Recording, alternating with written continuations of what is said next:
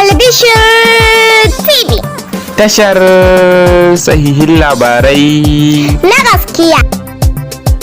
Danna subscribe kana ka danna ƙararrawar sanarwa domin samun sababbin shirye-shiryenmu da zaran mun ɗaura.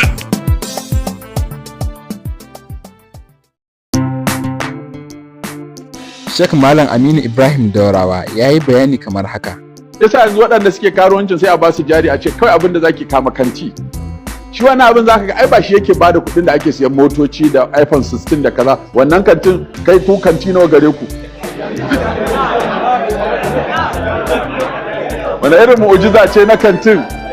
Kantin da ake sai da man gashi, ko kantin da ake sai da maganin ƙarfi, ko kantin da ake sai da takalma ko jakunkuna, kuma da motan miliyan 60, miliyan 40, miliyan 30, miliyan 10, miliyan 15, kuma da iphone ta miliyan 6, ta miliyan 5, ta miliyan 4.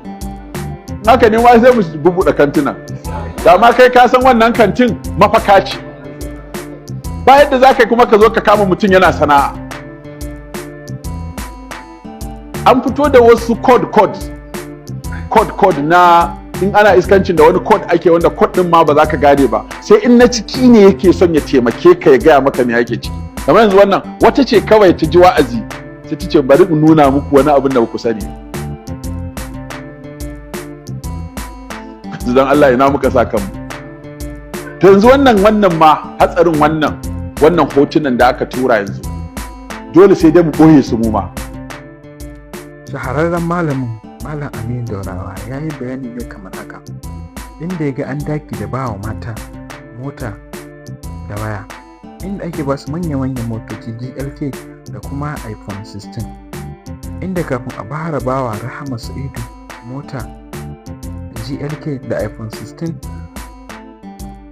Samha M Inuwa ita aka fara bawa, ita ta fara ɓare mota GLK da kuma iphone16, inda ya ta yi birthday a lokacin da aka bata mota GLK da kuma iphone16, har ta yi murnar buɗe wannan mota GLK da kuma iphone16. Ita kuma bayan 'yan kwanaki sannan ita ma aka ga Rahama Sa'idu ta zo ta yi bidiyo an bata ita ma mota GLK. Daga bayanin Chief Press ya fito ya bayani akan